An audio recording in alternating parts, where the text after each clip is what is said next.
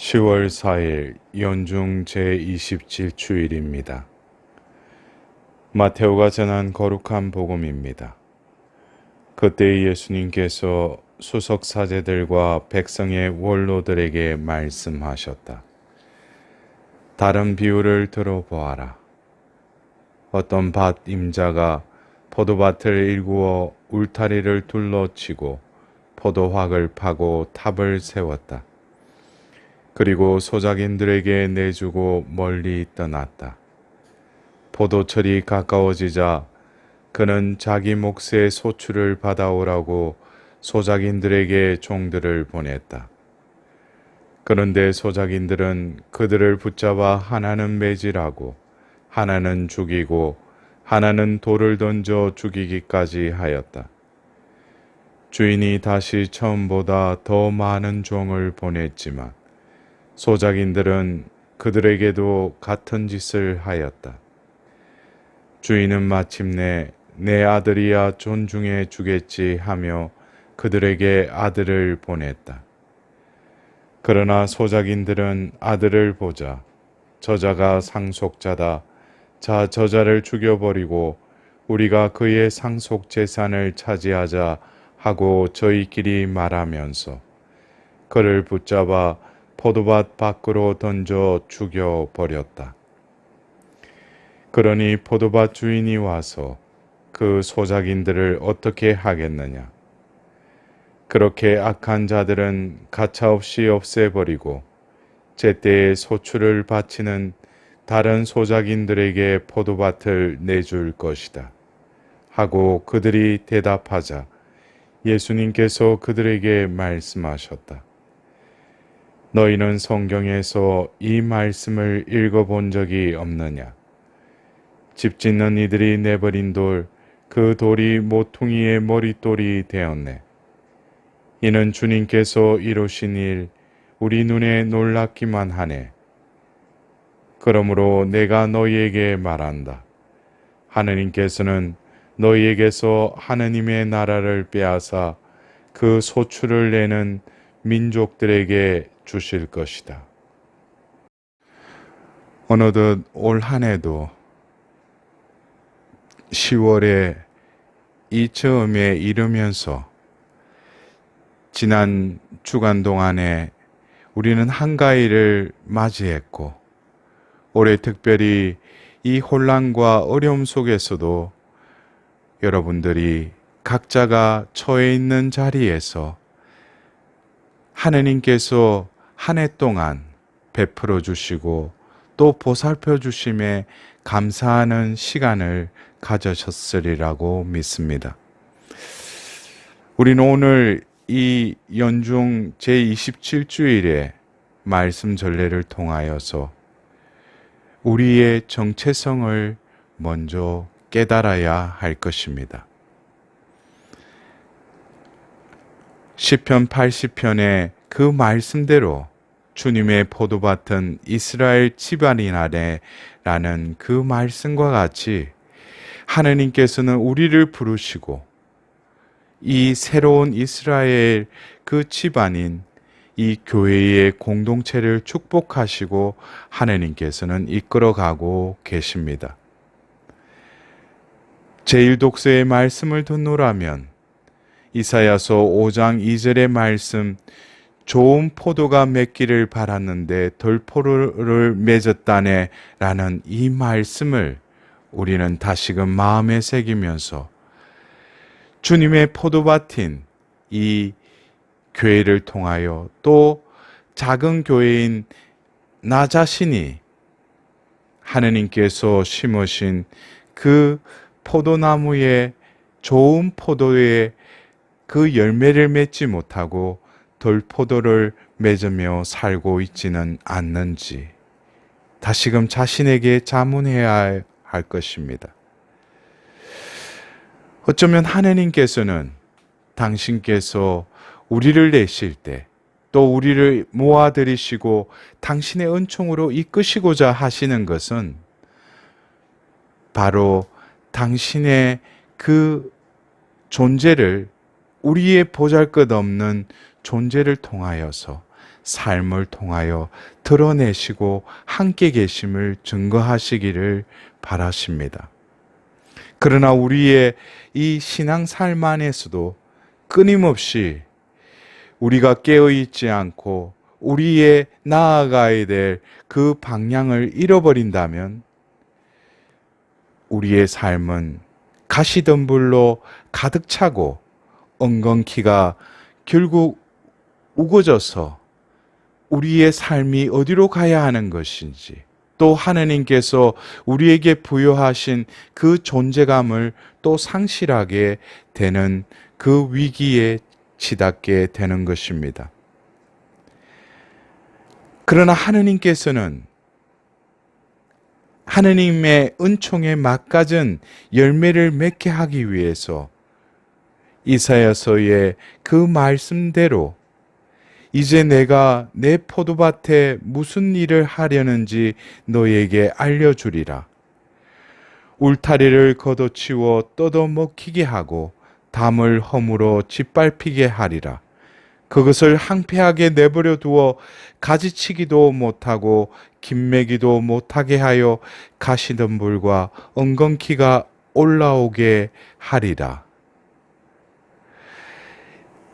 이 말씀을 우리는 다시금 하나님께서 당신께서 지으신 그 포도나무와 또 그 포도밭에 저주를 내리신다는 그 의미가 아니라 당신께서는 우리의 삶이 진정으로 우리의 존재됨을 깨닫지 못하고 세속 안에서도 또 다른 이 세속에 노출되어 살아가면서 우리 신앙의 삶에 그 내실을 기하지 않고 하느님과의 그 관계를 새롭게 새신하고 다시금 하느님 앞에 나아가려고 하는 노력이 없다면 이러한 말씀과 같이 우리는 또 다른 숨을 쉬지 못하고 열매를 맺지 못하는 그 나무가 될 것입니다. 그래서 오늘 제2독서의 사도 바오로의 필리포스어 말씀을 우리는 다시금 우리 삶 안에서 어쩌면 많은 어려움과 유혹이 뒤따를지라도 형제 여러분, 아무것도 걱정하지 마십시오. 어떠한 경우에든 감사하는 마음으로 기도하고 간구하며 우리의 소원을 하느님께 아뢰십시오. 그러면 사람의 모든 이해를 뛰어넘는 하느님의 평화가 여러분의 마음과 생각을 그리스도 예수님 안에서 지켜줄 것입니다. 우리가 어떤 열매를 맺기를 바라실 뿐만 아니라 하나님께서는 그 현세 가운데서도 함께 하시며 어떠한 경우에도 감사하는 마음으로 기도하고 간구하여야 할 것입니다. 그럴 때 하나님께서는 여러 가지 당신의 그 섭리로 우리의 마음과 생각을 당신의 평화로 지켜주실 뿐만 아니라 우리의 영혼을 그 영원한 삶으로 이끌어가기 위해 당신께서는 끊임없이 필요한 은총을 우리에게 베풀어 주신다는 것을 명심해야 할 것입니다. 우리는 오늘 복음의 말씀을 통하여서 일독서와 하답송의 그 존재됨에 우리의 존재를 비추어 보았다면 우리 삶 안에서 또다시 우리는 추수의 일꾼으로 소작인의 삶을 살아가야 함을 깨달아야 할 것입니다.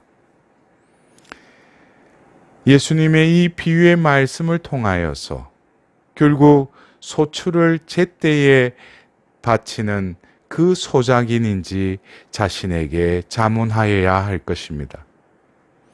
이 소작인은 바로 포도밭에서 그 포도의 그 열매를 따서 그 주인에게 바쳐야 할 의무가 있는 자들입니다. 결국 나의 삶이 이 소작인과 같이 하느님께서 그 베풀어 주신 모든 수확과 또 나에게 내려주신 그 축복을 나는 얼마만큼 하느님께 바치고 있는지, 되돌려 드리고 있는지에 대하여 자신에게 또한 물어봐야 할 것입니다.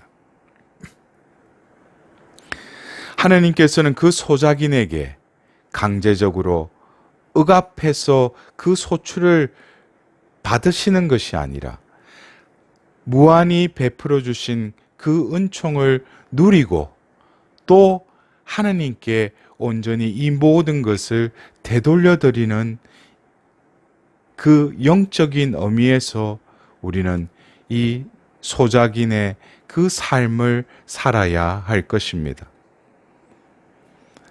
하느님께서는 우리를 구속시키거나 우리에게 제약을 행하는 그런 신앙의 삶이 아니라 하느님이 베풀어 주시는 그 평화와 사랑과 자비 안에서 늘 진리를 따르는 자유의 삶을 살아가면서 그러나 나의 생명과 또한 내가 누리고 있는 이 모든 현세적인 것이 하나님의 베푸심임을 우리는 깨달아야 할 것입니다. 현명한 소작인으로서의 삶은 베풀어 주신 것을 또 나에게 필요한 것만 만족하면서 또 감사하면서 하나님께서 바로 베풀어 주신 것을 내 형제와 이웃들에게 나누고 베푸는 삶을 살아가는 것이 결국 그 주인에게 그 소출을 바치듯이 우리의 삶 안에서 또 다른 소출을 바치는 그 삶을 우리는 살아가야 할 것입니다. 우리는 올 한 해도 10월이 어느덧 다가왔고 우리는 11월 말부터 전례력으로 새로운 한 해 대림 시기를 맞이할 것입니다. 이 즈음에 우리는 오늘 이 말씀의 전례의 이 말씀들을 전례력의 그 마지막 주일날 그리스도 왕이신 그 예수님을 맞이하는 두 번째 오심을 기다리는 하나님의 백성으로서 또 하나님의 그 자비의 그 심판을 준비하는 자들로서 오늘 이 말씀들을 다시금 되새겨야 할 것입니다.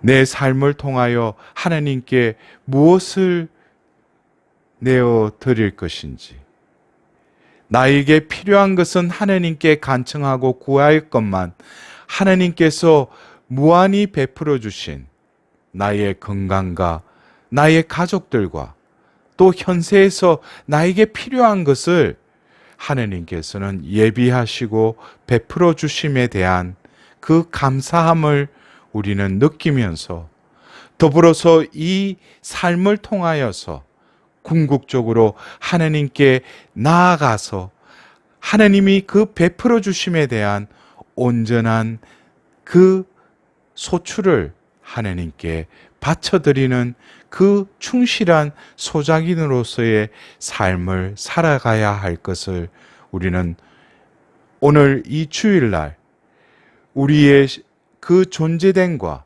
우리의 삶을 하나님의 비단에서 다시금 되돌아보며 이 한 주간 진정으로 하나님께서 그 베풀어 주셨고 우리에게 맺고자 하시는 그 열매에 합당한 삶을 살아갈 수 있도록 하나님께 자비를 구하여야 할 것입니다. 사랑하는 형제 자매 여러분, 우리는 좋은 포도나무요 좋은 열매를 맺는 자들로 부르심을 받았다는 것을 우리 마음에 다시금 되새기며 기쁘고 힘찬 한 주간이 되시기를 바랍니다.